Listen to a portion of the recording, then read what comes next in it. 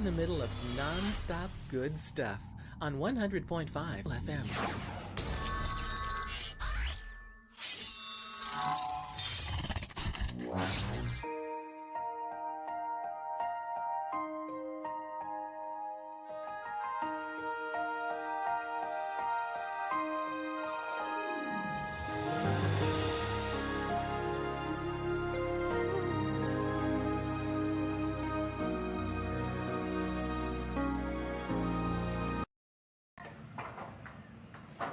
Abyan may nga gadira sa imo kag welcome gig sa aton nga palatuntunan ang Ilonggo Daily Light from God's Word Radio Broadcast.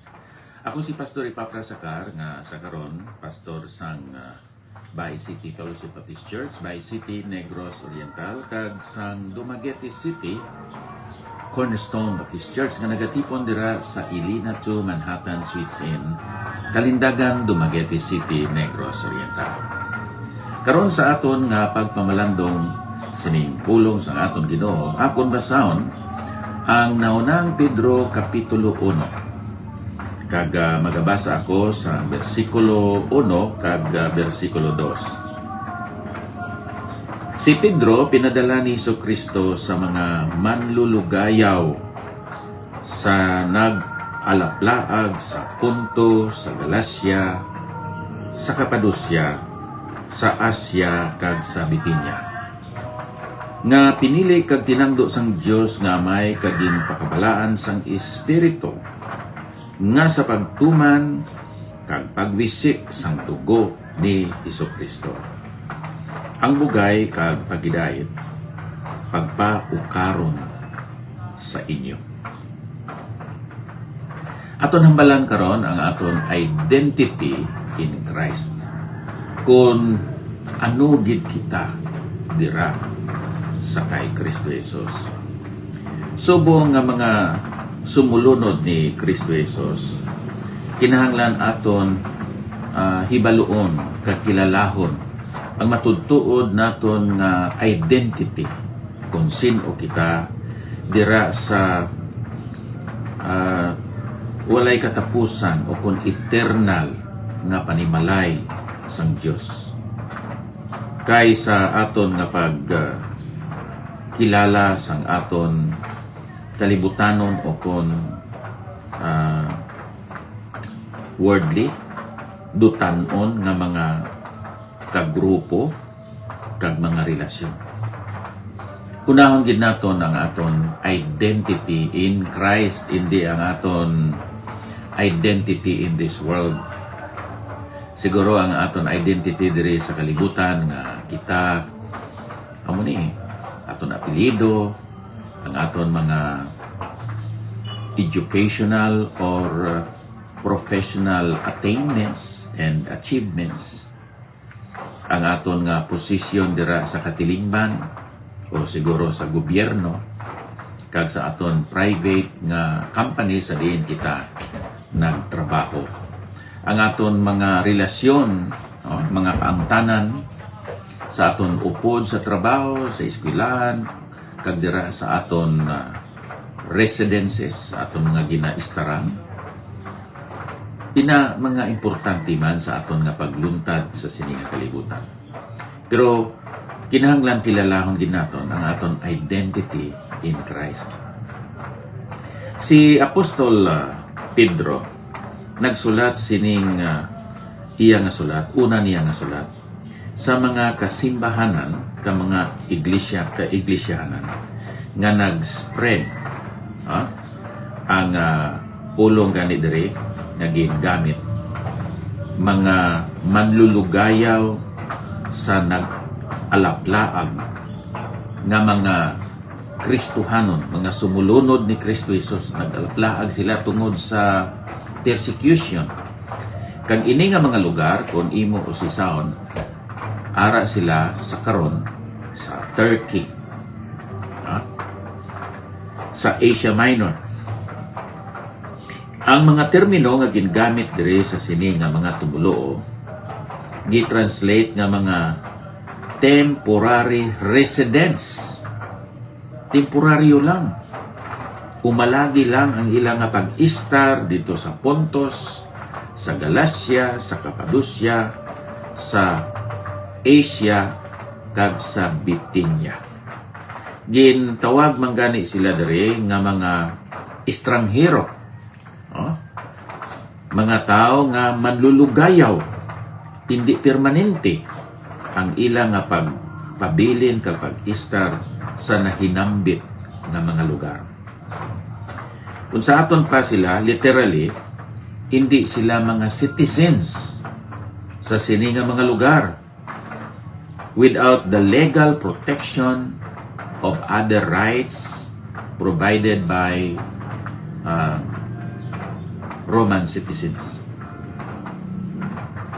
So, amo nang pagtanaw naton sa aton kaugalingon abyan subong nga mga sumulunod ni Kristo Jesus. Hindi kita permanente sa kalibutan. Kabay pa kung tani nga ang aton nga pag-uyat sa aton, say for example, sa aton mga kadutaan, biyaan naton ini. Ang aton mga salakyan nga manami, ang aton mga balay nga konkreto, naku ang aton nagasto. We are but strangers and pilgrims in this world.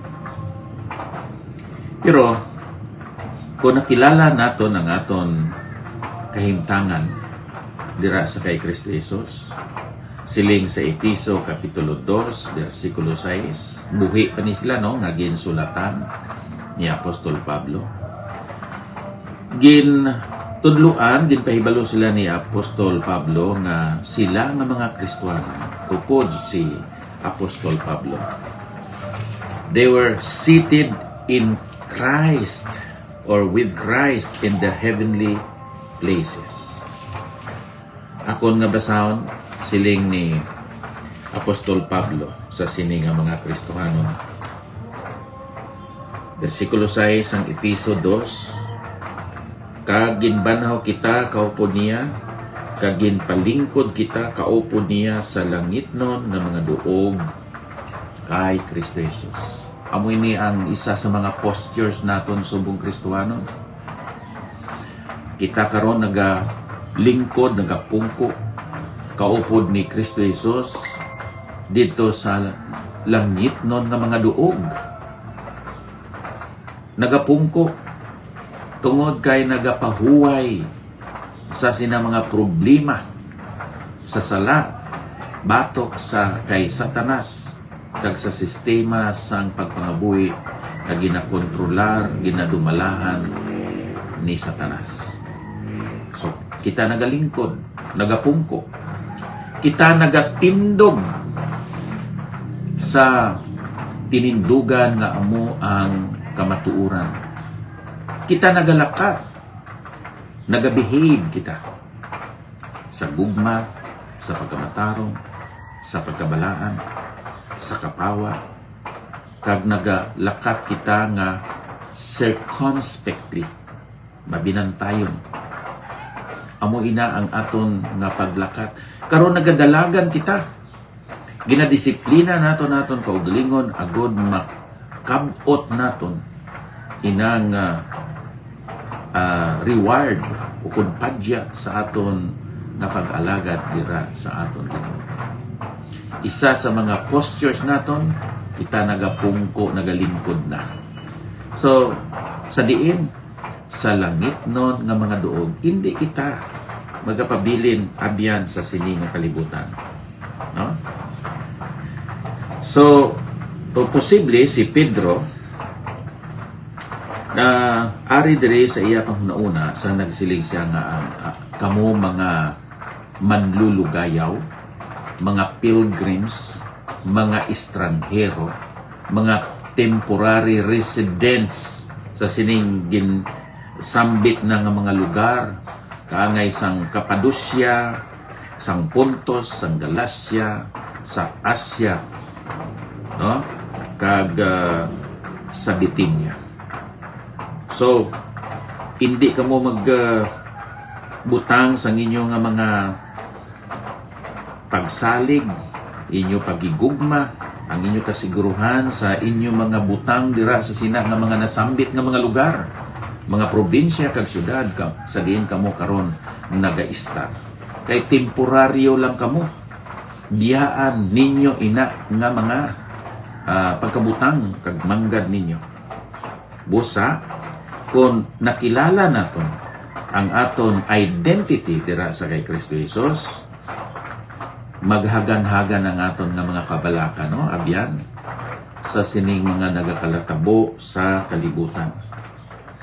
So si Pedro nagsulat sini hindi lamang sa mga Hudiyo nga nahimo nga mga Kristohanon, kundi sa mga Hintil nga nahimo nga mga Kristohanon.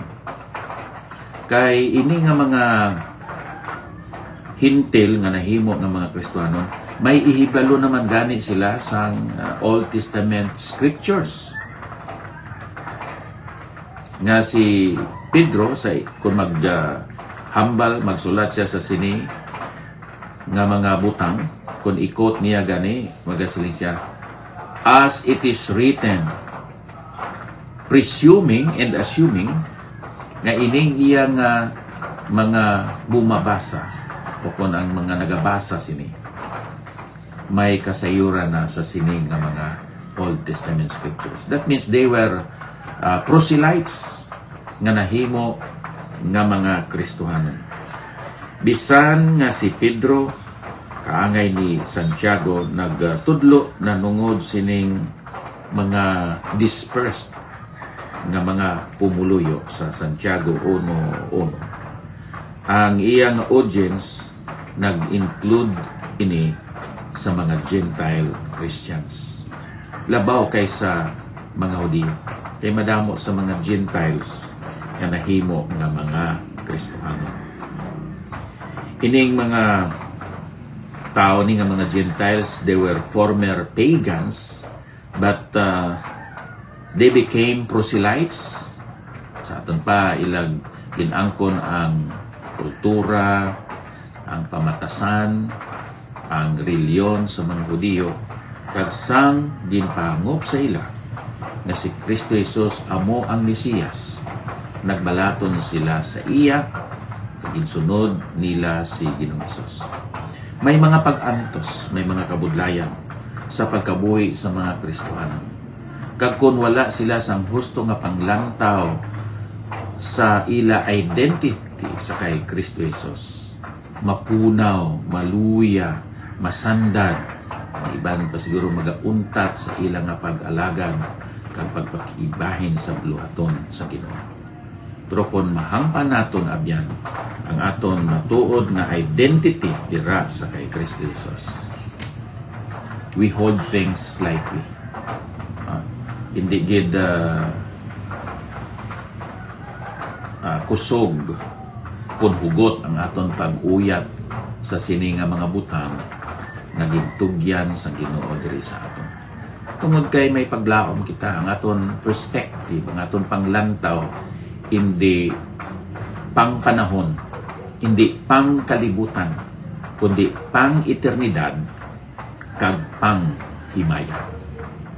So while we look not at the things which are seen, but at the things which are not seen, for the things which are seen are temporal, but the things which are not seen are eternal. 2 Corinthians 4:18.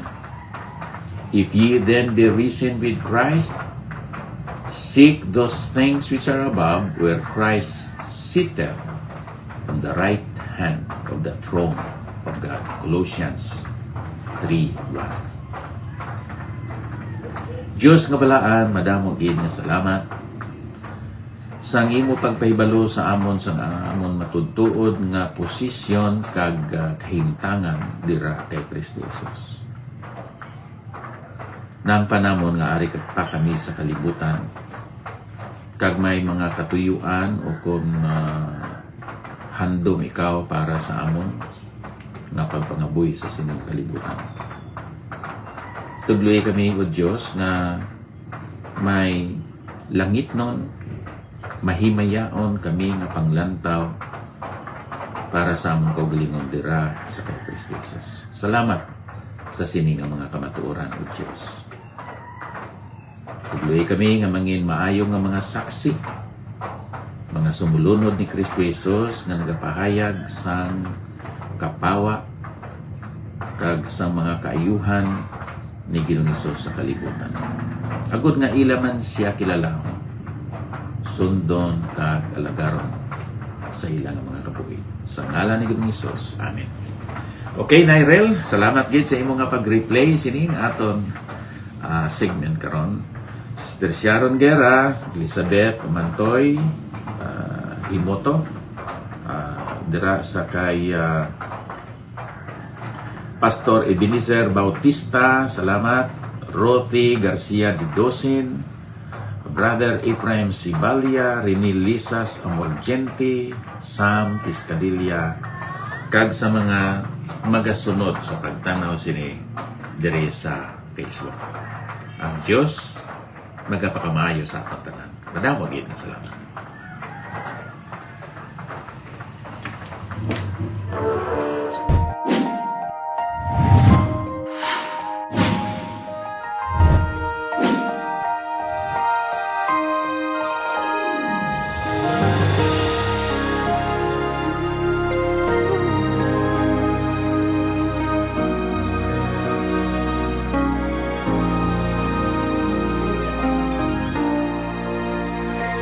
Give thanks with a grateful heart. Give thanks to the Holy One. Give thanks because He's given